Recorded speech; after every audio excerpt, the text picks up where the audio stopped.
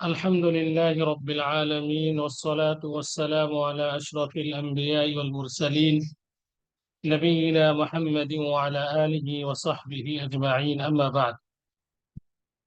فأعوذ بالله من الشيطان الرجيم. بسم الله الرحمن الرحيم.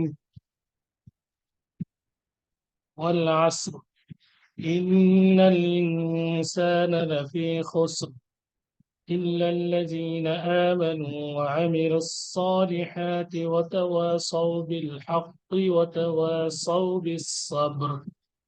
আলহামদুলিল্লাহ, সমস্ত প্রশংসা আল্লাহর জন্য। সালাতু সালাম বর্ষিত হোক শেষ নবী প্রিয় নবী মুহাম্মদ বিন আব্দুল্লাহর উপর। আল্লাহুম্মা সাল্লি ওয়া সাল্লিম ওয়া বারিক আলা আবদিকা মুহাম্মদ ইবনে আব্দুল্লাহ ওয়া আলা আলিহি ওয়া সাহবিহি আজমাইন। সম্মানিত উপস্থিতি, আপনারা অবগত আছেন একটি বিষয় নিয়ে আমি আলোচনা করব। জানি না আজকে কিভাবে শুরু করব, কিভাবে শেষ করব, তবে আল্লাহর নিকট তৌফিক কামনা করছি। আল্লাহ যেন দিনের কিছু কথা বলার, সঠিক কথা বলার তৌফিক দান করেন, আল্লাহ আমিন। আলোচ্য বিষয় অবগত আছেন, দিনের পথ মসৃণ নয়, দিনের কাজে পদে পদে দিতে হয় কঠিন ইমানি পরীক্ষা। তবে মুমিনদের জন্য সুসংবাদ, আল্লাহই মুমিনদের জন্য যথেষ্ট। যদিও শিরোনামটি অনেক আলোচনা সাপেক্ষে, অনেক লম্বা শিরোনাম এবং আলোচনাও অনেক ব্যাপক, আমি সেই বিষয়টি টাচ করব শুধুমাত্র। এই বিষয়ের সাথে সংশ্লিষ্ট অন্য বিষয়ে আলোচনা করে সার সংক্ষেপ ব্যক্ত করে ইনশাআল্লাহ আজকের আলোচনা ইতি টানবো। ওয়া তাওফীক ইল্লা বিল্লাহ। সম্মানিত দিনী মা ও বোন, আপনারা অবগত আছেন আমি সূরা আল আসর তেলাওয়াত করেছি আপনাদের সাথে। সূরা আল আসর অত্যন্ত গুরুত্বপূর্ণ একটি সূরা। ইমাম শাফি রাহিমাহুল্লাহ তিনি বলেছেন যে এই সূরায় যদি আল্লাহ সুবহানাহু ওয়া তাআলা নাজিল করতেন আর অন্য কিছু যদি নাজিল না করতেন তাহলে যথেষ্ট হতো।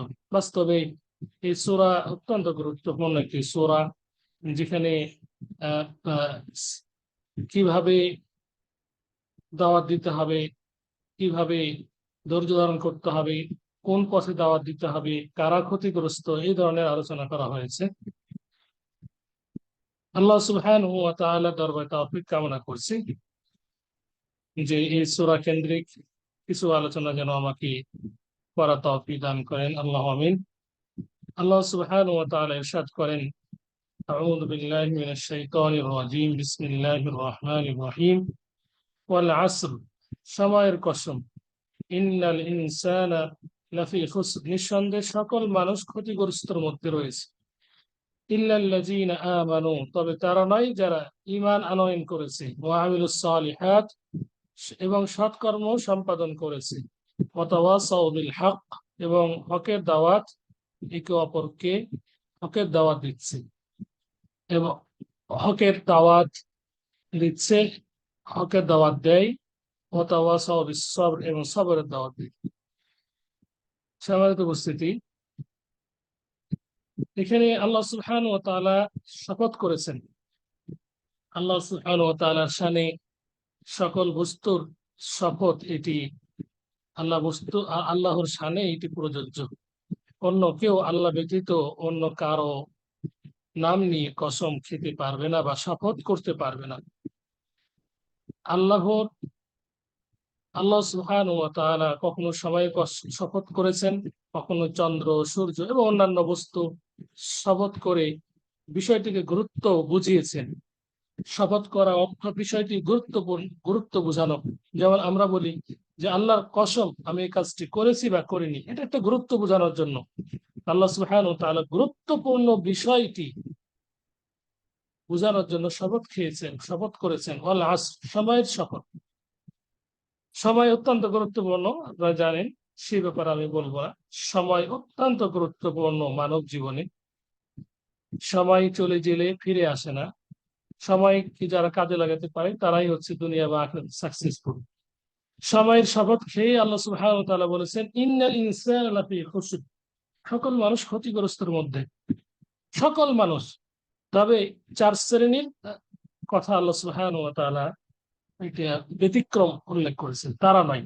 প্রথমত, যারা আল্লাহর প্রতি ঈমান আনয়ন করেছে, তার তার মানে যারা জ্ঞান অর্জন করেছে, আল্লাহকে চিনেছে জেনেছে, আল্লাহর বিধিবিধান চিনেছে জেনেছে, মানার চেষ্টা করছে। এখানে এটা হলো জ্ঞান। জ্ঞান থাকলে একজন ব্যক্তি আল্লাহর প্রতি ঈমান আনতে পারে, ভালো মন্দ বিশ্লেষণ করে ভালো মন্দটা নির্ণয় করতে পারে। আল্লাহ বলছেন যে তারা ক্ষতিগ্রস্তের মধ্যে নয় যারা ঈমান এনেছে, এবং তারাও নয় ও আমিলুস সালিহাত, যারা সৎকর্ম করেছে। ঈমান এনেছে, এরপরে সৎকর্ম করেছে। সৎকর্ম আমিলুস সালিহাত, এটা স্পষ্ট কল্যাণ কল্যাণকর আমল, যেগুলো আল্লাহ এবং আল্লাহ রাসূল সাল্লাল্লাহু আলাইহি সাল্লাম উম্মতকে করতে বলেছেন, যেগুলো নিষেধ করেছেন, এগুলো সৎকর্ম। যেগুলোকে নিষেধ করতে বলেছেন, নিষেধ থাকতে বলেছেন, সেই থেকে নিষেধ থাকায় আদেশ এবং নিষেধ এই দুটোকে পরিপূর্ণ পালন করা, এটি হচ্ছে সৎকর্ম। এরপরে আল্লাহ সুবহানাহু ওয়া তাআলা বলেছেন তারাও ক্ষতিগ্রস্তের মধ্যে অন্তর্ভুক্ত নয় যারা একে অপরকে হকের দাওয়াত। হক, হক কি এটা আমরা সবাই জানি, এটা হক, এটা হক, সত্য, এটা আমরা সবাই জানি। দিন ইসলাম সত্য, যেমন এখন অনেক দেশের আকীদাও সত্য। সত্যকে আমরা সত্যই বলি। হক, যারা হকের দাওয়াত দেয়, এবং ওয়াতাওয়াসাউ বিস-সাবর, চতুর্থ নাম্বার যারা সবরের দাওয়াত দেয়। তথা এখানে চারটি বিষয় একসাথে উল্লেখিত হয়েছে। আব্দুল্লাহ বিন মুহাম্মদ বিন আব্দুল ওয়াহ্হাব রাহিমাহুল্লাহ তিনি বলছেন যে প্রত্যেক মুসলিমের উপর চারটি বিষয়ের জ্ঞান অর্জন করা, চারটি মাসলা সম্পর্কে জানা, সেটি হচ্ছে অপরিহার্য। প্রথমত তিনি বলেছেন ইলম, প্রথমটি বলেছেন জ্ঞান, জ্ঞান অর্জন করা। দ্বিতীয়টি আমল করা, তৃতীয়টি দাওয়াত দেওয়া, চতুর্থটি হচ্ছে দাওয়াত দেওয়ার ক্ষেত্রে ধৈর্য ধারণ করা। তখন তিনি এই কথাগুলো বলার পর এই সূরাটিকে তিনি সামনে নিয়ে এসেছেন দলিল হিসাবে। বাস্তবে তাই, যাদের মধ্যে জ্ঞান রয়েছে তারাই শুধুমাত্র ঈমানদার। জ্ঞান না থাকলে মুমিন হতে পারে না। কোনোভাবে জ্ঞানী হলে অবশ্যই তার চিন্তাধারা থাকে যে আমি সৎকর্ম করব, এরপরে সে হকের দাওয়াত দিবে, এবং জ্ঞানীরাই অবশ্যই হকের দাওয়াত দেওয়ার ক্ষেত্রে ধৈর্য ধারণ করবে। এই চারটি বিষয় অত্যন্ত গুরুত্বপূর্ণ, আর এই চারটি বিষয় একজন মুসলিমের মধ্যে, মুমিনের মধ্যে থাকা অপরিহার্য। বিশেষ করে ওলামায়ে কেরামগণ যারা দাওয়াত দেন, যারা দাওয়াত দেন, ওলামায়ে কেরামগণ আলোচক, তাদের মধ্যে এই চারটি বিষয় থাকা একান্ত জরুরি। যাদের মধ্যে এই চারটি গুণ নেই, আহ, তারা দাওয়াত দিলেও তাদের দাওয়াতকে আল্লাহ দরবারে কবুল নাও হতে পারে, আর না হওয়াটাই স্বাভাবিক।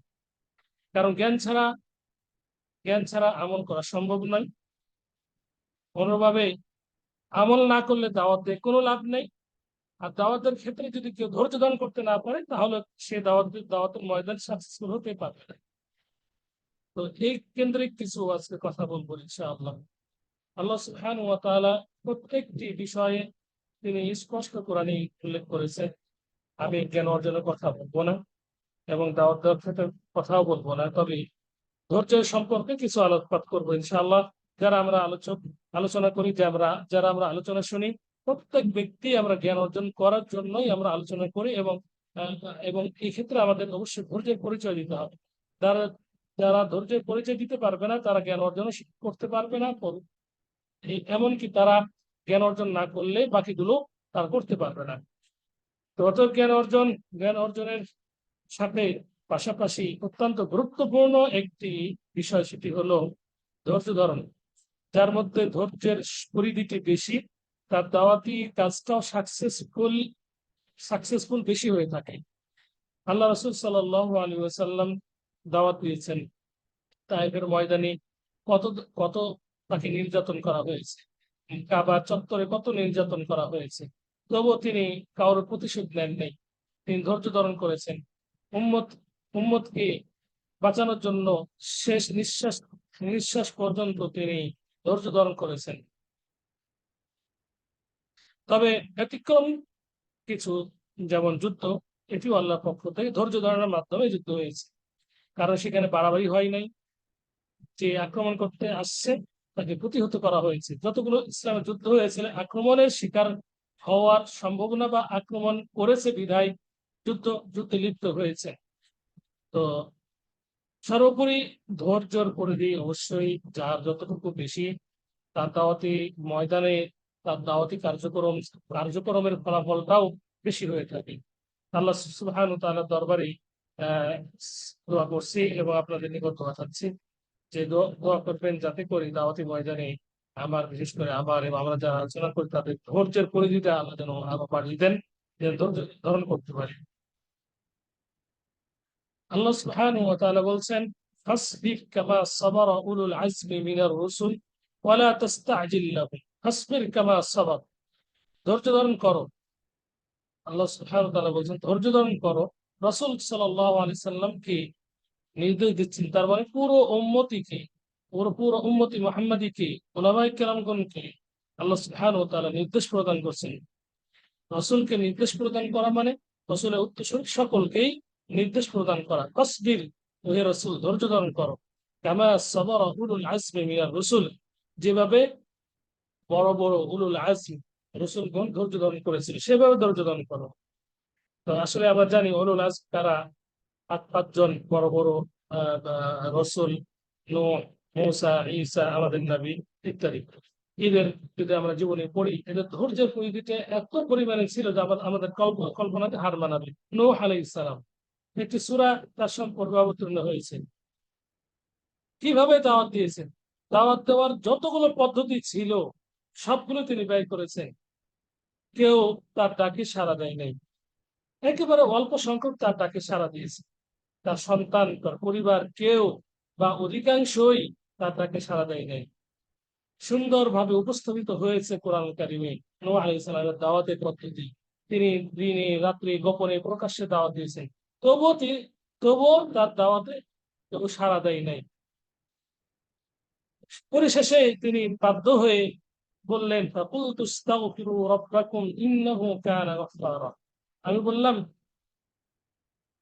আমি বললাম ইস্তাগফিরু রাব্বাকুম ইন্নাহু কানা গাফফারা, তোমরা তোমাদের রবের কাছে ইস্তিগফার করো, নিঃসন্দেহে তিনি ক্ষমাশীল। ইরসিলিস সামাআ আলাইকুম মিদরারা ওয়া ইমদিদকুম বিআমওয়ালিন ওয়া বানিনা ওয়া ইয়াজআল লাকুম জান্নাতিন ওয়া ইয়াজআল লাকুম আনহারা। আল্লাহর কাছে ক্ষমা চাইলে ইস্তিগফার করলে অনেকগুলো মর্যাদা, তার মধ্যে এখানে আহ আল্লাহ সুবহানাহু ওয়া তাআলা বলেছেন, আল্লাহ সুবহানাহু ওয়া তাআলা আসমান থেকে বৃষ্টি দিবেন, আসমান থেকে মুষলধারে বৃষ্টি দিবেন, ধন সম্পদ বাড়িয়ে দিবেন ইত্যাদি। এখানে তার আগে নূহ আলাইহিস সালামের ঘটনায় তার দাওয়াতের যে ধৈর্যের পরিধি এইভাবে উল্লেখিত হয়েছে। তিনি বলছেন, আমি দাওয়াত দিলাম রাত্রে দিনে, হ্যাঁ, তারা আঙ্গুল কানে দেয়, কথা শুনে না, তার কথা কোনো মতোই শুনে না। শেষ পর্যন্ত যে আল্লাহর পক্ষ থেকে নির্দেশ আসলো প্লাবনে নৌকা উঠার আরোহণে, তার নিজের সন্তানকে ডাক দিয়ে বলছেন যে তুমি মোমেনের কাতারে চলে আসো, নৌকাটা আরোহণ করো। উঠে নাই।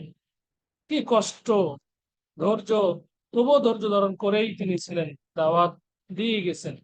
শেষ পর্যন্ত তার পরিবার পিছনে থেকে গেল, প্লাবনে ডুবে গেল। কিছু সংখ্যক মমিন নিয়ে তিনি চলে গেলেন, আল্লাহ তাদেরকে রক্ষা করলেন। বলছিলাম আমার মুখ্য উদ্দেশ্য হলো যে ধৈর্যের পরিধি এতটা এই নূহ আলাইহিস সালামের ছিল যে আমাদের কল্পনাকে হার মানাবে। 3 রাত 24 ঘন্টা দাওয়াত দিয়েছেন, 3 রাত, কিন্তু তার তার দাওয়াতে সাড়া দেয় নাই, বরঞ্চ যতই দাওয়াত দিচ্ছে ততই তার কওম বা জাতিরা বিমুখতা তার করতে বেশি করেছে। এই জন্যই উলুল আজমের মধ্যে নূহ আলাইহিস সালাম অন্যতম। অন্যভাবে মূসা, ফিরআউনের ঘটনা তো আমরা সকলেই জানি, কিভাবে দাওয়াত দিয়েছে তার জাতিকে, ফিরআউনকে। তবুও কিন্তু ধৈর্যচ্যুত হয় নাই।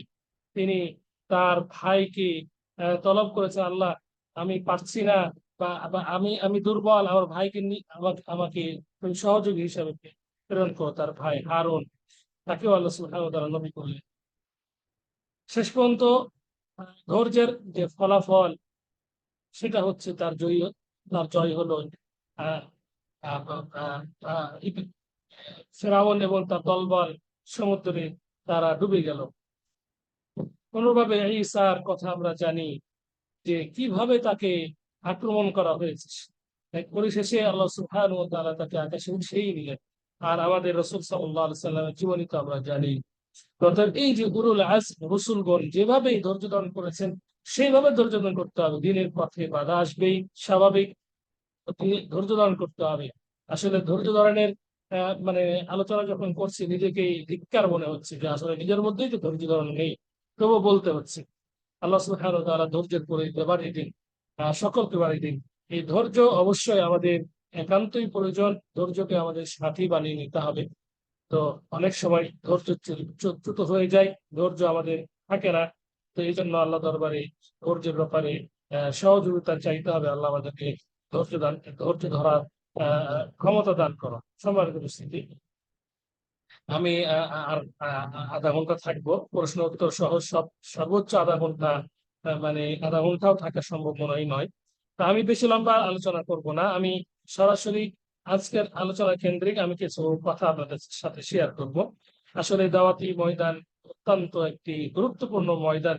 যে ময়দান যে ময়দানে মানে যারা নেমেছে তারাই একমাত্র বুঝতে পারে, বা আপনারাও এক এক ধরনের দাওয়াতি ময়দানে আছেন, আপনারাও বুঝতে পারছেন যে সময় দেওয়ার কারণে স্বামী থেকে শুরু করে বা নিজের ফ্যামিলি থেকে শুরু করে কতজন আক্রমণাত্মক কথা বলে। এটা একটা দাওয়াতের ময়দান। অনুভাবে যারা সশরীরে দাওয়াতি ময়দানে আছেন, কিংবা অর্থ দিয়ে দাওয়াতি ময়দানে আছেন, প্রত্যেকেই টর্চার করা হয়েছে। আসলে প্রত্যেকেই ধৈর্য ধারণ করে আছেন। আমি আমি আমারটা শুধুমাত্র বলছি বিদায় আপনারা জানতে পারছেন, কিন্তু আপনারা প্রত্যেকেই যে কষ্টে আছেন, ধৈর্য ধারণ করে আছেন। তবুও আল্লাহ দরবারে দোয়া করছে, আল্লাহ যেন আমাদের ধৈর্যের পরিধিটা আরো বাড়িয়ে দেন। আল্লাহ আমিন। সম্মানিত উপস্থিতি, দাওয়াত দেওয়ার এত ফজিলত। আমি একটি হাদিস আপনাদের সামনে উল্লেখ করবো যে আল্লাহ রাসূল সাল্লাল্লাহু আলাইহি ওয়াসাল্লাম বলেছেন, আলী রাদিয়াল্লাহু তাআলা আনহু লক্ষ্য করে, "ওয়াল্লাহি লা ইন ইয়াহদিয়াল্লাহু বিকা রাজুলান ওয়াহিদান খায়রুল লাকা মিন হুমরিন নাম।" যে একজন ব্যক্তি, আল্লাহ কসম, যদি একজন ব্যক্তিকেও তোমার মাধ্যমে হিদায়াত দিতে পারো তুমি, ওয়াল্লাহি লা ইন ইয়াহদিয়াল্লাহু বিকা লা ইন ইয়াহদিয়াল্লাহু বিকা, আল্লাহ যদি তোমার মাধ্যমে একজন ব্যক্তিকে হিদায়াত দেন, খায়রুল লাকা মিন হুমরিন নাম, তোমার জন্য লাল উটের থেকেও উত্তম প্রতিদান হয়েছে। উত্তম সমাজ দাওয়াত দেওয়ার ফজিলত অত্যন্ত গুরুত্বপূর্ণ। তাই তো আল্লাহ সুবহানাহু ওয়া তাআলা বলেছেন, ওমান আহসানু কাওলাম মিম্মান দাআ ইলাল্লাহি ওয়া আমিলা সালিহান ওয়া ক্বালা ইন্নানি মিনাল মুসলিমিন। তার থেকে উত্তম কথা আর কার হতে পারে? ওমান আহসানু কাওলাম মিম্মান দাআ ইলাল্লাহ, যে ব্যক্তি আল্লাহর দিকে আহ্বান করে, ওয়া আমিলা সালিহা, এবং পাশাপাশি সৎকর্ম করে, ওয়া ক্বালা, এবং বলে, ইন্নানি মিনাল মুসলিমিন, وقال إني من وقال إنني من المسلمين, নিঃসন্দেহে আমি মুসলিমদের মধ্যে অন্তর্ভুক্ত। প্রিয় উপস্থিতি, দাওয়াত দেওয়ার ফজিলত অনেক রয়েছে, সেদিক যাব না। আসলে দাওয়াত দেওয়ার ক্ষেত্রে আমাদের কিছু উসলুব আসালিব আমাদের শিখতে হবে, এবং সেই ময়দানে কাজে লাগাতে হবে। উসলুব আসালিব বলতে দাওয়াত দেওয়ার আনুষঙ্গিক যে বিষয়টি, পদ্ধতি, এই পদ্ধতিগুলো বিভিন্ন ভাবে আলোচিত হয়েছে। রাসূল সাল্লাল্লাহু আলাইহি সাল্লাম কোন পদ্ধতিতে, মদিনায় কোন পদ্ধতি দাওয়াত দিয়েছেন, মক্কায় কোন পদ্ধতিতে দাওয়াত দিয়েছেন, বদর যুদ্ধে কোন পদ্ধতিতে তিনি দাওয়াত দেওয়ার মাধ্যমে যুদ্ধ করেছেন, এই পদ্ধতিগুলো আমাদের জানতে হবে, এবং মাধ্যমগুলো কোন মাধ্যমে, এইগুলোকে আরবিতে বলা হয় উসলুব আসালিব আলা মিনহাজিন নবুওয়া। নবুয়তের পদ্ধতিতে দাওয়াত দেওয়ার যে একটা বিষয়, সেটা আমাদেরকে জানতে হবে। তো আল্লাহ সুবহানাহু ওয়া তাআলা আমাদের আলা মিনহাজিন নবুওয়া দাওয়াত দেওয়ার তৌফিক দান করুন। আল্লাহ আমিন। সবার উপস্থিতি, আপনারা অবগত আছেন, আপনাদের মাধ্যমেই একটি প্রতিষ্ঠান আমাদের এলাকায় প্রতিষ্ঠিত হয়েছে, যেটা পরিচালনা শুধু আমি করছি, সম্পূর্ণ দায়িত্ব এক পর্যায়ে আপনারাই বহন করছেন, আপনারা এবং অন্যান্য দিনী ভাই ও বোনেরা। এখানে অনেক দিন থেকে মানে গন্ডগোল চলছে। তো এই কথাগুলো আপনাদের সাথে শেয়ার করা একান্ত প্রয়োজন মনে করছি। তো আল্লাহ সুবহানাহু ওয়া তাআলা যে কথাগুলো বলবো যেন সঠিক করার তৌফিক দান করেন। দাওয়াত দেওয়ার ক্ষেত্রে যে বাধা মানে পেতে হয়, তার নমুনা আসলে আমরা কিছুটা পাচ্ছি, কিছুটা আসলে এখনো পাই নাই। তবুও যতটুকু পাচ্ছি সেটি আপনাদের সামনে আমি শুধুমাত্র শেয়ার করছি। আসলে এক শ্রেণীর মানুষ প্রতিষ্ঠান দাওয়াত দেওয়ার যে মাধ্যম সেটাকে ধ্বংস করার জন্য ওটা করে লেগে থাকে। এটা এটা সারা বাংলাদেশে আছে, আপনারা জানেন।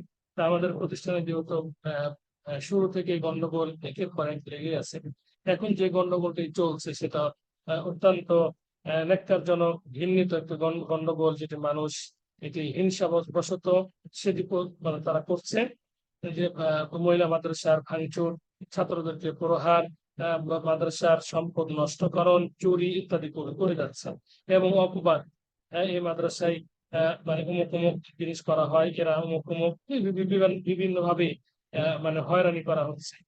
তো এই যেহেতু এই প্রতিষ্ঠান আমি পরিচালনা করি, তো এখানে এমন এমন শ্রেণীর মানুষ রয়েছে যে মানে তাদের মুখের ভাষাও মুখে নিয়ে আসা সম্ভব নয়, এবং যে আক্রমণ করে, যেভাবে আক্রমণাত্মক ব্যবহার করে, সেটা আসলে অনেক অসহনীয় অসহনীয় হয়ে দাঁড়াচ্ছে।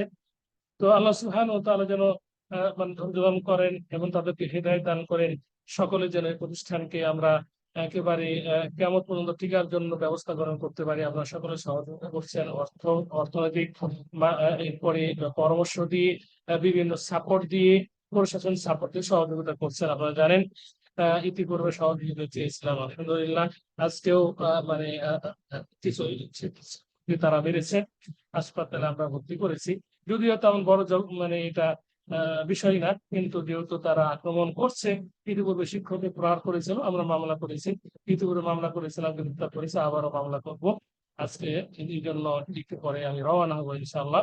তো আপনারা দোয়া করবেন যাতে প্রতিষ্ঠানকে মানে একেবারে উন্নত মানের একটা প্রতিষ্ঠান করতে পারি এবং কিয়ামত পর্যন্ত টিকে যেন টিকে থাকে, এই ধরনের জন্য আমি কাজগুলো করতে পারি। আপনারা সহযোগিতা করেছেন, করবেন, পরামর্শ দেবেন। এখানে সব বিষয়ে সহযোগিতা প্রয়োজন, যাদের প্রশাসনিক সাপোর্ট রয়েছে আপনারা দিবেন। আলহামদুলিল্লাহ আমাদের সুবিধাভাজন আপুর মাধ্যমেই হাসিনা বিনতে হানিফ, ওনার মাধ্যমে প্রতিষ্ঠানের কার্যক্রম শুরু হয়, জমি রেজিস্ট্রেশন শুরু হয় ওনার মাধ্যমে। আলহামদুলিল্লাহ প্রতিষ্ঠান এখন বর্তমানে হেফাজতেই আছে, আলহামদুলিল্লাহ। ওনাদের আত্মীয় স্বজন এবং বন্ধু বান্ধবের মাধ্যমে প্রতিষ্ঠান আলহামদুলিল্লাহ হেফাজতে রয়েছে, আমরা সম্মানিত রয়েছি। তো অতএব আপনারা যাদের প্রশাসনিক একেবারে উপর লেভেলের সাপোর্ট আছে, আপনারা সাপোর্ট দিবেন। এবং যাদের অর্থনৈতিক আছে, আমি বলবো যে একটা মামলা এবং প্রতিষ্ঠানের মানে রক্ষা করতে অনেক অর্থের প্রয়োজন। এখানে মানে অনেক অর্থের প্রয়োজন হচ্ছে। তো আপনারা সেখানে সাপোর্ট করবেন। একটি প্রতিষ্ঠানকে টিকিয়ে রাখা, যেমন নির্মাণ করা আমাদের সকলের দায়িত্ব ছিল, আমরা করেছি, করে যাচ্ছি। প্রতিষ্ঠানকে টিকিয়ে রাখা, তার গতিতে পরিচালনা করা এখানে আমাদের দায়িত্ব। যারা আছে যতটুকু আপনারা সহযোগিতা করবেন। অনেক টাকা ঋণ করে এটা মানে করা হচ্ছে, বিশেষ করে বাউন্ডারি দেওয়া মানে শুরু হয়েছে, বাউন্ডারি অনেক প্রয়োজন। আর এই কথা আপনাদের জানিয়ে রাখি যে এই প্রতিষ্ঠান যে নির্মিত হয়েছে, এখানে ওই সরকারি খাত জায়গার যে একটা মেয়াদ ছিল, সেটা আসলে উত্তীর্ণ হয়েছে। আমাদেরকে বিভিন্ন ভাবে এরা দলিল করে দিয়েছিল, কিন্তু এই দলিলগুলো আসলে মেয়াদ উত্তীর্ণ হয়ে গেছে, এগুলো আমরা তেমন বুঝতে পারি নাই। এখন এগুলো আমাদেরকে আমাদের মানে ইউনো স্যার, যেটা জেলার মানে অফিসার, উপজেলার ইউনো স্যার, তিনি আমাদেরকে দিয়ে দিয়েছেন। তবুও কিন্তু আহ, মানে যারা পার্শ্ববর্তী তারা আক্রমণ করছে এবং আমাদের উপরে জোর জোরমূলক এই আক্রমণ করছে এই জায়গাগুলো নেওয়ার জন্য। তো আজকেও আহ মানে এই ধরনের ঘটনা ঘটেছে, তারা জায়গা জোর করে নিবে। ইউনূস স্যার গতকালকে স্পষ্ট ঘোষণা দিয়েছে, এই জায়গাগুলো আপনাদেরকে দিয়ে দিলাম। যেগুলো আছে সেগুলো তো আপনাদেরই আছে, যেগুলো নিয়ে সমস্যা হচ্ছে ওগুলো আপনাদেরকে দিয়ে দিলাম। তবে আপনারা এটা কিনে নিবেন সরকারের কাছ থেকে, যেটা নিয়ম। তো সেখানে 52 শতাংশ জায়গা সেটা কিনে নিতেই হবে, না তো মাদ্রাসা টিকানো কঠিন হয়ে দাঁড়াচ্ছে। তো অল্প টাকা লাগতে পারে, জানি না কত টাকা। তো আহ, বিশেষ করে আহ, মানে মাদ্রাসার বাউন্ডারি বিষয়ে অনেক টাকার প্রয়োজন। এখানে ইট প্রায় আমাদের 5 গাড়ি ইট লাগবে, এবং সাথে সাথে মিস্ত্রি সিমেন্ট লাগবে। প্রত্যেক গাড়ি ইটের দাম 19,000 করে। তো আপনাদের কাছে আসলে চাইতে লজ্জা লাগলেও উপায় নেই, এই জন্য বলছি। মানে পূর্বে বলেছিলাম, তো আমাদেরকে বাউন্ডারি দিতে হবে। বাউন্ডারি কার্যক্রম শুরু করার জন্য আমাদেরকে পরামর্শ দিয়েছিল, আপনারা আজকে যাবেন, বেড়াগুলো উঠাবেন। আক্রমণ করলে আমরা এটা সেটা ব্যবস্থা নিব। তো আমরা ওইভাবেই করেছি, আক্রমণ করেছে, ব্যবস্থা ইনশাল্লাহ মানে আগামীকালকে থেকে নিবে। আমরা আগামীকালকে থেকে পাশেই মানে ওয়াল দেওয়া শুরু করব। আল্লাহ সুবহানাহু ওয়া তাআলা আমাদের মাধ্যমে যদি প্রতিষ্ঠানটি কেমন পর্যন্ত টিকে রাখে, তাহলে আমরা সদকা জারিয়া যেমন পাবো, আপনারাও অংশগ্রহণ করেছেন, দোয়া করছেন, অর্থ দিচ্ছেন, আপনারা এই সদকা জারিয়ার মধ্যে পাবেন। আর একটি বিষয় অবগত করাতে চাই যে আসলে মানে এসো আল্লাহ পাখি কোরআন আলী গ্রুপের যিনি প্রতিষ্ঠাতা সিনাবিন হানিফ, ওনার তো বড় স্বপ্ন, আপনারা জানেন যে ট্রাস্ট গঠন করবেন বা ফাউন্ডেশন গঠন করবেন। তো এটা আসলে মানে এটা সময় সাপেক্ষের ব্যাপার, লম্বা একটা সময়ের ব্যাপার, দৌড়াদৌড়ির ব্যাপার, নিয়ম কানুন তৈরি করার ব্যাপার। ইনশাআল্লাহ এটা হয়ে যাবে। এটা হলে আমাদের এই ধরনের প্রতিষ্ঠান যেগুলো ডোনেট করেন আপনারা, 16-17টি প্রতিষ্ঠান পরিচালনা করা সহজ হবে। একমাত্র আমাদের মানে আঙ্কেল হানিফ বীর মুক্তিযোদ্ধা, ওর নাম নিলেই আলহামদুলিল্লাহ প্রতিষ্ঠানে অনেকজন সহযোগিতা করতে চাচ্ছে প্রশাসনিক। হ্যাঁ, তাহলে একজন ব্যক্তি তার এই নেক সন্তান রেখে গেছেন, অবশ্যই তিনি দোয়া পাওয়ার হকদার। আমরা তার জন্য প্রতিনিয়ত দোয়া করি আলহামদুলিল্লাহ। তার সন্তানরা এবং তার স্ত্রী এখনো আছেন, আমাদের জন্য, মাদ্রাসার জন্য, অন্যান্য এতিম মিসকিন অন্যান্য মাদ্রাসার জন্য দোয়া করেন, আপনারা জানেন। তো তাদের মাধ্যমেই বিভিন্ন মানে এই ধরনের প্রকল্পগুলো বাস্তবায়ন হচ্ছে, এতে মিসকিন, অসহায় এবং ওলামাদের একটা আবাসন, খেদমত ইত্যাদি হচ্ছে। তো এখানে আপনারা ঐক্যবদ্ধ হয়ে প্রত্যেকটা প্রতিষ্ঠানে সহযোগিতা করবেন। আমরা চলে যাব কিন্তু এই কাজগুলো থেকে যাবে। তো যেহেতু প্রতিষ্ঠান নির্মিত হয়েছে, ইনশাল্লাহ থাকবে, কেউ না কেউ হাল ধরবে, কিন্তু হয়তো বা আমার হয়ে যাবে, কিন্তু আশা করি আল্লাহ আল্লাহ দরবারে ইনশাআল্লাহ এই যে একটা হালাকা, একটা ট্রাস্ট গঠন হবে, এরাই হাল ধরবে ইনশাআল্লাহ। যেহেতু নীতিমালা থাকবে, এখানে ওলামায়ে কেরামগণ থাকবেন, একে অপরের সহযোগিতা নিয়ে প্রতিষ্ঠানগুলো পরিচালনা করতো। যেহেতু আমাদের একটি আশা, সেটা সদকা জারিয়া, সে যেখানে প্রতিষ্ঠান হোক না কেন। অতএব আমাদের নিয়মতান্ত্রিক, আমাদের মতো একটা ট্রাস্ট গঠন হবে ইনশাআল্লাহ। আপনারা অপেক্ষা করবেন, দোয়া করবেন এবং পরামর্শ দিবেন, যাতে করে সহজে আমরা ট্রাস্টটা গঠন করতে পারি। তাহলে এই কাজগুলো করা সহজ হবে। ঐক্যবদ্ধ কাজ করলে সহজ হবে। এখন যেমন আমার এলাকা বিচ্ছিন্ন, আমি অনুভাবে অন্যান্য প্রতিষ্ঠান বিচ্ছিন্ন, এগুলো আপনারা লক্ষ লক্ষ টাকা ডোনেট করে যাচ্ছেন, কিন্তু বিচ্ছিন্ন হওয়ার কারণে অনেক সময় আমাদের সমস্যা সম্মুখীন হতে হচ্ছে, এবং টাকা আমাদেরকে বিভিন্ন ভাবে আউটসাইড ঢালতে হচ্ছে। যখন আমাদের একটা ট্রাস্ট অধীনে প্রতিষ্ঠানগুলো চলবে, লেখা থাকবে সরকার অনুমোদিত ট্রাস্টের অধীনে অমুক প্রতিষ্ঠান পরিচালিত, কেউ হাত দেওয়ার সাহস পাবে না। অতএব একটি দাওয়াতির অন্যতম মাধ্যম, এটাকে বলা হয় ওয়াসাইল, এটাকে বলা হয় ওয়াসাইল, মাধ্যম। একটি মাধ্যম ট্রাস্ট গঠন একান্তই জরুরি, আমি যেটা মনে করছি। সেটা যার মাধ্যমে হোক, যেভাবেই হোক, যাতে করে সুষ্ঠু পরিচালনা হয়। আপনারা জানেন যে আমাদের শ্রদ্ধাভাজন আপু এত বড় ডিগ্রি নিয়ে এসেও ঘরে বসে আপনাদের দিনই খেদমত করে যাচ্ছেন। অবশ্যই একটি আশা, সেটা হলো জান্নাত পাওয়ার। আল্লাহ সুবহানাহু ওয়া তাআলা তাকে সহ, তার ফ্যামিলি এবং আপনাদের, আমাদের সকলকে, যারা আমরা জড়িত রয়েছে সকলকে জান্নাতুল ফিরদাউসের উত্তরাধিকারী বানিয়ে দেন, আল্লাহ আমিন। আমি এই বলেই আজকের আলোচনা টানছি, কিছু প্রশ্ন উত্তর নিয়ে আজকের পর্ব শেষ করব। সরাসরি কথাগুলো বললাম, যেহেতু দিনের কাজ আমার একা দ্বারা সম্ভব নয়, দিন এককভাবে প্রতিষ্ঠিত হয় নাই।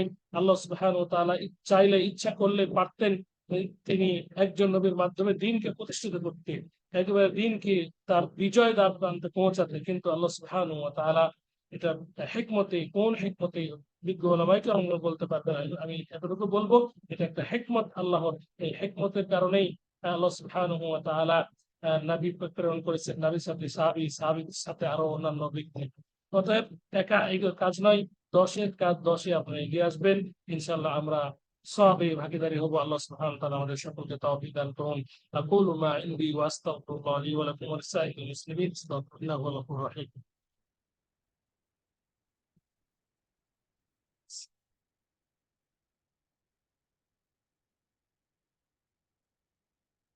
জি, জাযাকাল্লাহ খাইরান ভাই। আলহামদুলিল্লাহ, আলহামদুলিল্লাহ। আল্লাহ আমাদেরকে কবুল করুন, আপনাদেরকে কবুল করুন। আল্লাহ সহজ করুন তার সন্তুষ্টির কাজ করা, বাধাগুলি দূর করে দিন।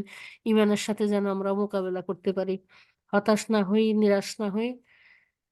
আল্লাহ সহজ করুন। রাত দিন তো পরিশ্রম করে যাচ্ছেন। আল্লাহ শারীরিক শক্তিও দান করুন, মানসিক শক্তিও দান করুন, ঈমানি শক্তিও দান করুন। সবই চাচ্ছি আল্লাহর কাছে। অর্থনৈতিক সচ্ছলতাও চাচ্ছি আল্লাহর কাছে, সবকিছু ইনশাআল্লাহ। জি, আল্লাহ আমিন। সাইদা আপা আচ্ছা, ফোন করুন। হুম। জি, সাইদা আসসালামু চাম্পা আলাইকুম আপা। ওয়া রাহমাতুল্লাহি ওয়া বারাকাতুহু। জি, ওয়ালাইকুম আসসালাম ওয়া শ্রদ্ধা রাহমাতুল্লাহি ওয়া সাহেব। বারাকাতুহু। জি, আমার একটা প্রশ্ন। আমি এসব শুনছি আর দোয়া করতেছি আপনাদের জন্য, আপনাদের প্রতিষ্ঠানের জন্য। কি আল্লাহ যেন হেফাজতে রাখেন। কিয়ামত পর্যন্ত ইনশাআল্লাহ। আমিন। আল্লাহ আমিন, আল্লাহ আমিন। জি, এটা অবশ্যই আপনারা তো ভালো কাজে আছেন। এমতো অবস্থায় তো আমরা একটু জর্জরিত থাকবো।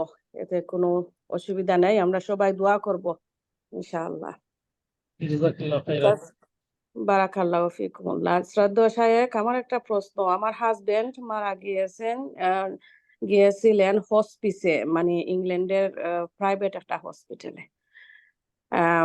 এমতো অবস্থায় আমার ছেলে যেমন নাকি ও প্রত্যেক মাসে 5 পাউন্ড করে ওদের অর্গানাইজেশনও দান করে নাকি ডাইরেক্ট ডেবিটে। যেমন মৃত্যু শেষ পর্যায়ে যারা কি আছেন, ও তাদের হসপিটালে ইয়ে মারা যান। তো এতে কি জায়েজ আছে যে এদের হ্যাঁ, মানে এদের মৃত্যুর মানে পক্ষ থেকে দান খরচ করা, মৃত্যুর পক্ষ থেকে দান করা। জি না, এমনি তাদেরকে মানে সাহায্য করা আরকি, যে অন্যান্য মানে রুগীরা যে আসেন, কেউ আসেন নন মুসলিম, মুসলিম, ওদের ব্যয়বহুল এটাই হবে আমি যতটুকু জানি। আর জি ও আপু, 5 পাউন্ড করে জি জি, দান আমি করে যতটুকু আরকি। বুঝলাম, যতটুকু জি, বুঝলাম জি, যে 5 পাউন্ড করে বা একটা জি, নির্ধারিত একটা অঙ্ক, সেটা তার মৃত্যু বাবার পক্ষ থেকে দান করে, তাই তো? এটা নন জি, মুসলিম জি, এখানে দানের মধ্যে এটা জড়িত রয়েছে। যা হোক, দান পাওয়ার জি, যে হকদার, হ্যাঁ, বিশেষ করে জি, মুসলিমদেরকে দান করবেন। নন মুসলিম যারা, হ্যাঁ, জি, তাদেরকে দান করতে হবে যদি দান কেউ করে। ওয়াল মুআল্লাফাতি কুলুবুহুম, তার মানে যা যদি ইসলামের দিকে আসতে চায়, মনোভাব জি, বোঝা যায়, সেক্ষেত্রে তাকে সহযোগিতা করা যাবে। তো আর বাকি ক্ষেত্রে সহযোগিতা না করাই উত্তম। তবে কেউ কেউ বলছেন, মানে জায়েজ মনে করেছেন এইভাবে যে জি, সে পানি খাবে, পানির ব্যবস্থা নাই বা রাস্তাঘাট নাই হিন্দুদের বা নন মুসলিমদের, সেখানে সহযোগিতা করা যেতে পারে। তাদের ধর্মীয় কোনো অনুষ্ঠানে সহযোগিতা করা যাবে না। আর জি ঢালাওভাবে না, যদি সহযোগিতা কেউ করে, এটা বলবো যে এটা না করাটাই উত্তম। কারণ জি, ঢালাওভাবে জি, দিলেন, সেটা সে পূজাতেও দিতে পারে। যদি মানে হিন্দু হয়ে থাকে, খ্রিস্টান হলে তাদের গির্জাতে দিতে পারে। হ্যাঁ, এই জন্য জি, ঢালাওভাবে দান করার পক্ষে ওলামায়ে কেরাম বলেননি। আপনি মুসলিমদেরকে দান করবেন, শত শত না, কোটি কোটি মুসলিম দানের মুখাপেক্ষী, তাদেরকে দান করবেন। তাহলে আপনি নিরাপদ থাকবেন, সব দিক থেকে নিরাপদ থাকবেন। আশা করি জি, বুঝতে পেরেছেন। মুসলিমদেরকে ইনশাআল্লাহ, এখন থেকে আলহামদুলিল্লাহ। দান করার চেষ্টা করবেন। জি, জি, জাযাকাল্লাহু ইনশাআল্লাহ। খাইরান ওয়া আমিন। তারপরেও আমার ছেলের সাথে আমি আরো বুঝবো, আর আপনাকে আবার আমি জানাবো ইনশাআল্লাহ। জি ইনশাআল্লাহ। জি, ইনশাআল্লাহ। আল্লাহ আসসালামু আলাইকুম ওয়া আল্লাহ রাহমাতুল্লাহি ভাইয়াকে ওয়া বারাকাতুহু। ক্ষমা করে জান্নাতুল ফেরদাউসের উত্তরাধিকারী আমিন, বানিয়ে দিন, আমিন। আল্লাহ আমিন। জি, আমিন, আমিন।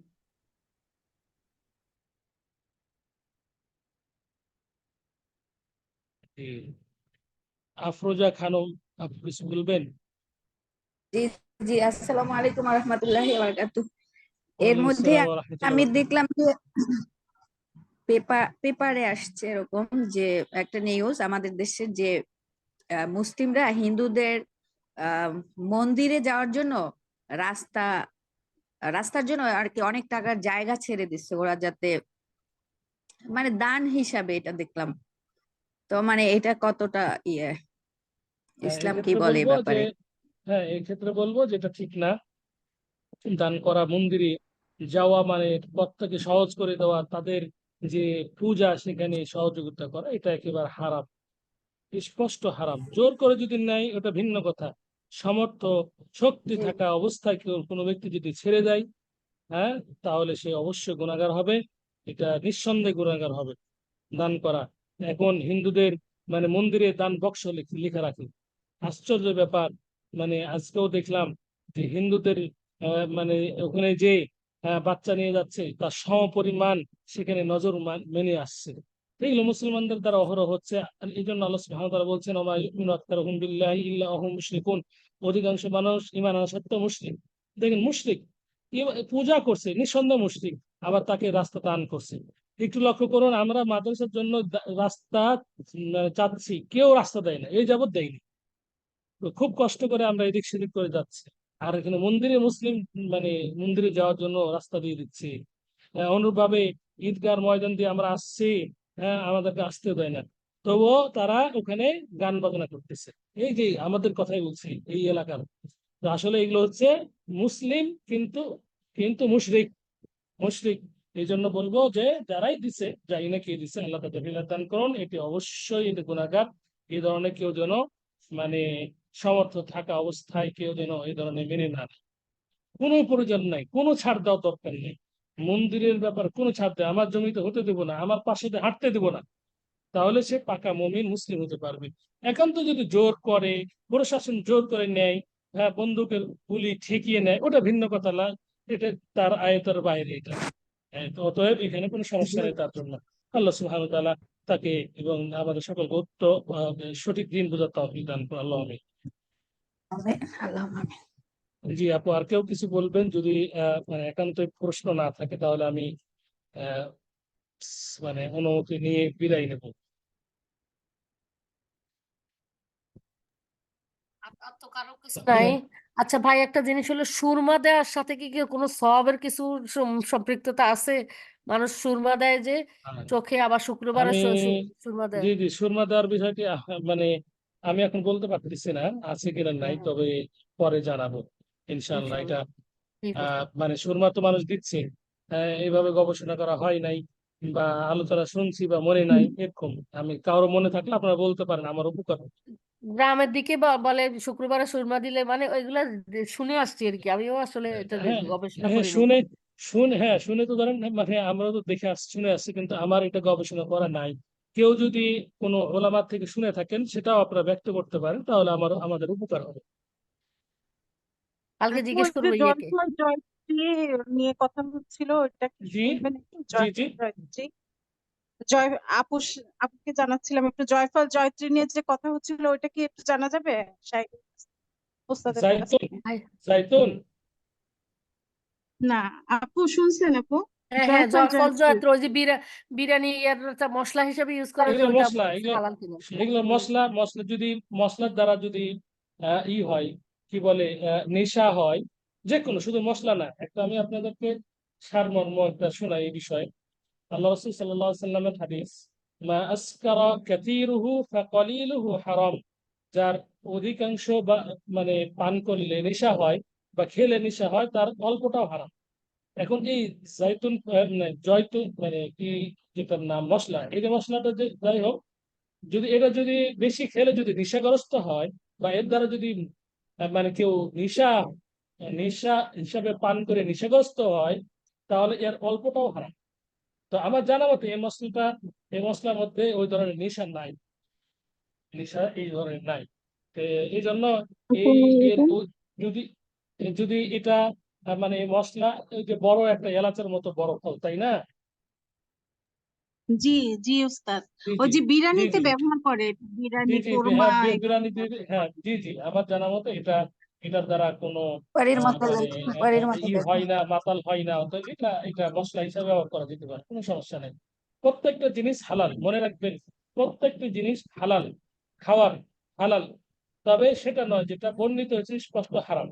হারাম গুলো স্পষ্ট বর্ণিত হয়েছে, শুকুরের মাংস হারাম, অমুক হারাম, অমুক হারাম, হ্যাঁ, এইভাবে বর্ণিত হয়েছে। আর মদের বিষয় এইভাবে, যার বেশি খেলে মাতাল মাতাল হয়, মদ হয়ে যায়, তার অল্পটাও হারাম।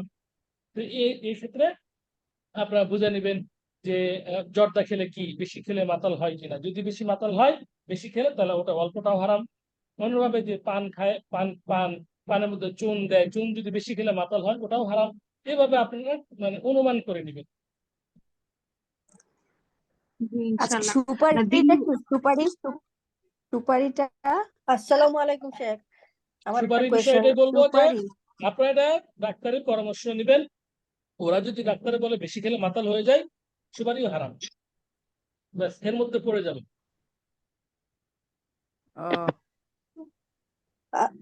আসসালামু আলাইকুম শেখ। আমার একটা কোয়েশ্চেন, এই যে আমরা সেজদাতে যাই, জায়নামাজে সেজদা যখন দেই, তখন কি নাক জায়নামাজে লাগাতে হবে? নাকটা কি?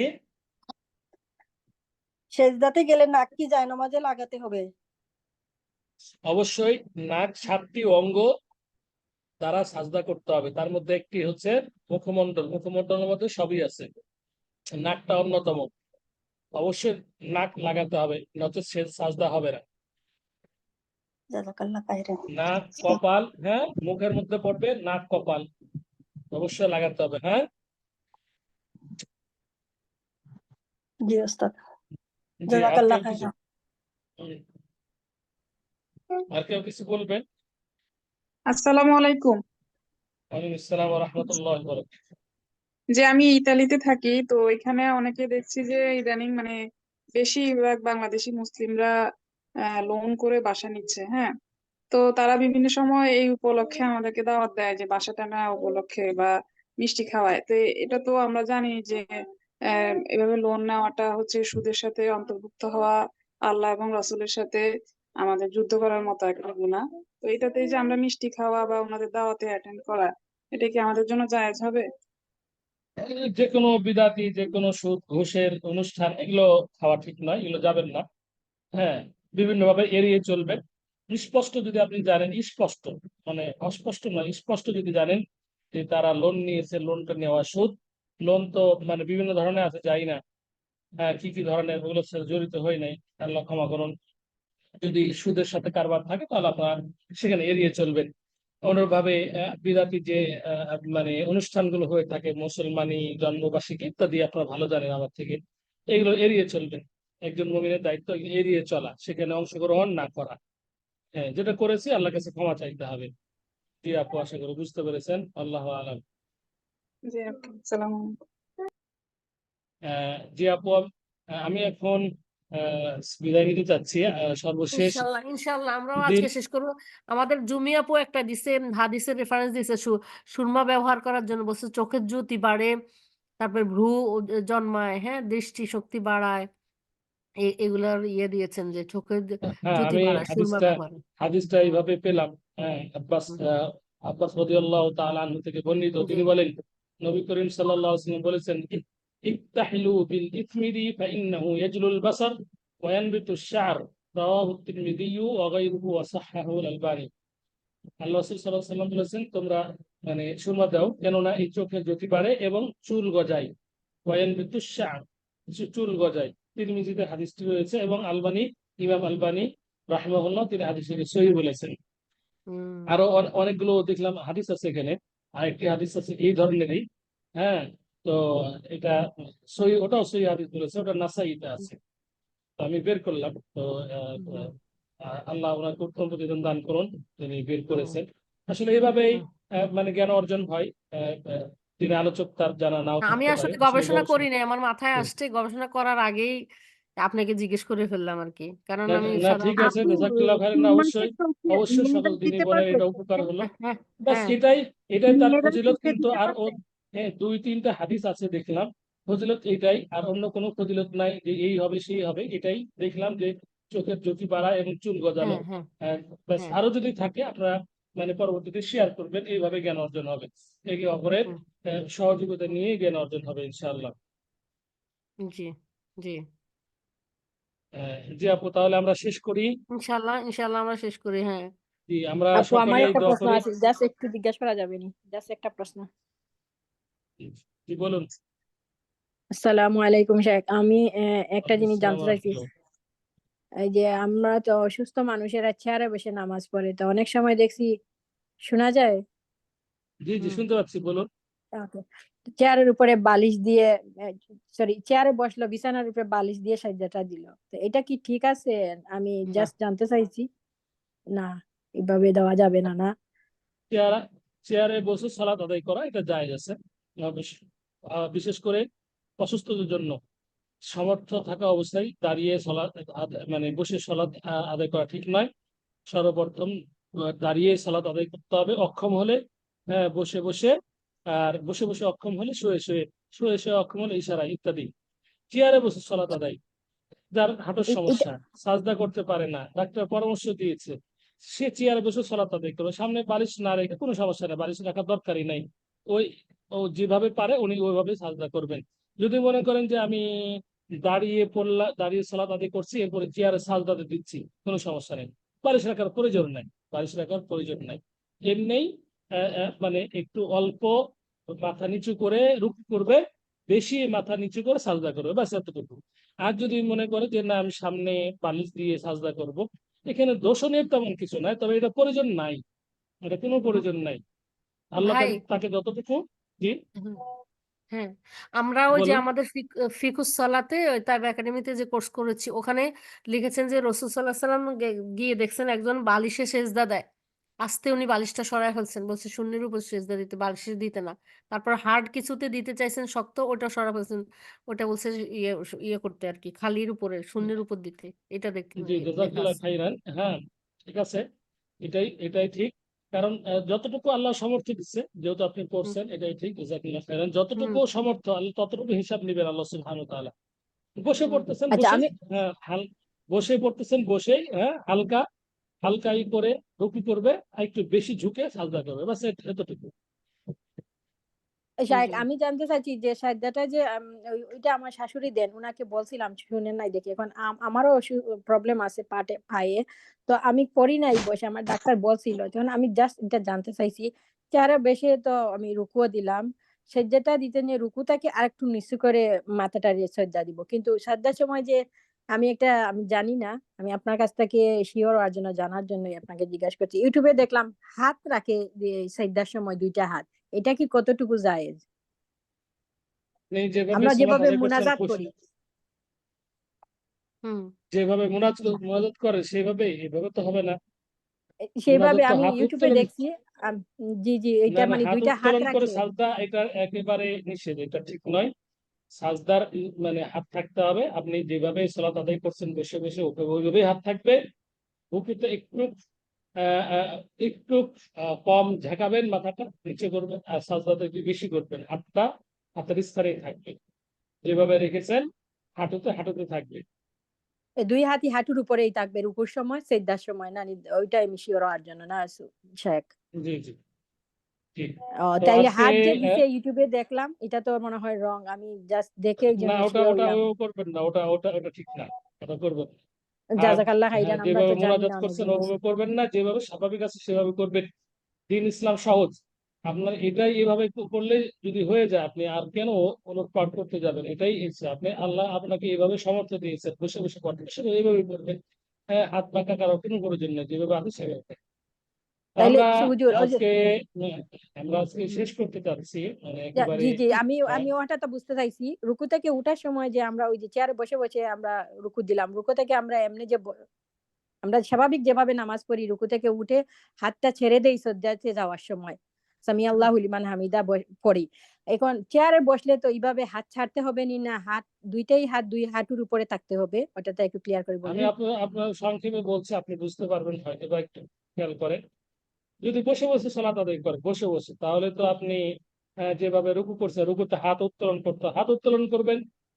হ্যাঁ, যে দোয়া পড়ার দরকার সেটাই করবেন, একই করবেন। পার্থক্য আপনি দাঁড়িয়ে পাচ্ছেন না বসে পড়ছেন, বাস এটাই।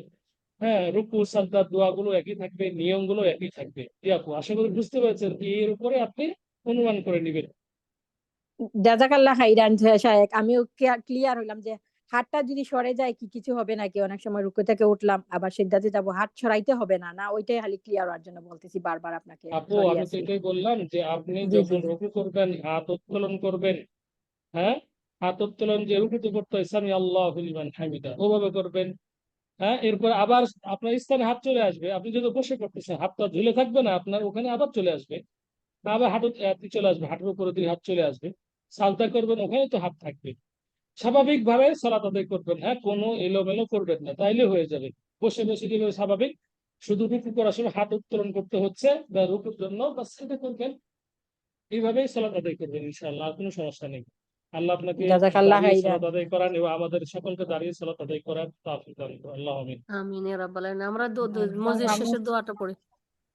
জি আমরা এখানে ছোট্ট একটু কথা, হাতটা কি একটু অগ্রসর করবো? ওই যে যখন মানে বসে যখন আপু করবো, মানে সিজদা বেশি করবো। মানে, আমি যেটা বলছি বেশি মানে জানার প্রয়োজন নাই। আমি তো বললাম স্বাভাবিক ভাবে আপনার আগে পরে করার কি প্রয়োজন, আচ্ছা বললাম স্বাভাবিক, যেখানে আপনার হাতটা স্বাভাবিক আছে ধরে আছেন, ওটাই তো আপনার জন্য। হ্যাঁ, রুকু যখন করবেন, আচ্ছা আচ্ছা, হ্যাঁ একটু কম মাথা নিচু করবেন, সাজদা করলে একটু বেশি করবেন, বাস এটাই তো সহজ বিষয়টা। এইটুকু। জি জি জি। জি জি। ও জাজাকাল্লাহ খাইর। বুঝতে জি, পারছি আমরা আলহামদুলিল্লাহ। মানে শেষ করি। আল্লাহ সুবহানাহু ওয়া তাআলা আমাদের জি সকলকে দাঁড়িয়ে আখির সালাত আদায় দাওয়ানা করার আলহামদুলিল্লাহ। তৌফিক দান করুন। যেভাবে ইবাদত করলে আল্লাহ কবুল করবেন সেভাবে ইবাদত করার আল্লাহ সুবহানাহু ওয়া তাআলা আমাদের তৌফিক দান করুন। আর যারা আমরা উপস্থিত হয়েছি, যারা উপস্থিত হই নাই, আল্লাহ সুবহানাহু ওয়া তাআলা সকলকে উত্তম প্রতিদান দান করুন। যারা আমরা আমিন অসুস্থতার মধ্যে রয়েছি, আল্লাহ আমাদের শিফায়ে কামেল আফিয়ত দান করুন। যারা আমরা টেনশনের মধ্যে রয়েছি, আল্লাহ আমাদের টেনশনকে দূর করে দিন, তথাস্থানে আমাদেরকে রহমত দান করুন। যাদের আত্মীয় স্বজন আমাদের মৃত্যুবরণ করেছেন, আল্লাহ সুবহানাহু ওয়া তাআলা দরবারে নিয়ত করছি আল্লাহ সুবহানাহু ওয়া তাআলা তাদেরকে যেন ক্ষমা করে দিয়ে জান্নাতুল ফিরদাউসের উত্তরাধিকারী বানিয়ে দিন। পরিশেষে আল্লাহ সুবহানাহু ওয়া তাআলা আমাদের এই আমলগুলোকে কবুল করে রাজাতের ওসিলা বানিয়ে দিন। আমরা যদি ঈমানের সহিত মৃত্যুবরণ করতে পারি সেই ধরনের আল্লাহ সুবহানাহু ওয়া তাআলা আমল করার আমাদেরকে তৌফিক দান করুন। আল্লাহু আমিন। ওয়া জাযাকুমুল্লাহু খাইরান ওয়া বারাকাল্লাহু ফীকুম। هذا ما عندي وصلى الله على نبينا محمد وعلى آله وصحبه أجمعين। সর্বশেষ মানে আবেদন যে আমার শারীরিক এটাও দুর্বল, লিভারটা জানি না কি অবস্থায় আছে, ব্যথা করছে। আর ডায়াবেটিস তো হাই হয়ে গেছে। আমি হজে যাবো, দোয়া করবেন আল্লাহ যেন সুস্থ দান করেন, মাকবুল হজ করে ফিরে আসার তৌফিক দান করেন। ওয়া জাযাকুমুল্লাহু খাইরান ওয়া বারাকাল্লাহু ফীকুম। সুবহানাক আল্লাহুম্মা ওয়া বিহামদিকা আশহাদু আল লা ইলাহা ইল্লা আনতা আস্তাগফিরুকা ওয়া আতুবু ইলাইক। জি আপু, আসসালামু আলাইকুম ওয়া রাহমাতুল্লাহ। জি তাহলে আমি বিদায় নিলাম। আসসালামু আলাইকুম ওয়া ইনশাআল্লাহ। রাহমাতুল্লাহি ওয়া বারাকাতুহু। জি আমিও বিদায় নিব এই ইনশাআল্লাহ। জন্য আল্লাহ দোয়া আপনাকে করেন। আল্লাহ ফাল্লাহু খায়রুন হাফিজা ওয়া হুয়া আরহামার রাহিমিন। আল্লাহ আপনি দেখে হেফাজত করুন ইনশাআল্লাহ। শায়েখ আমার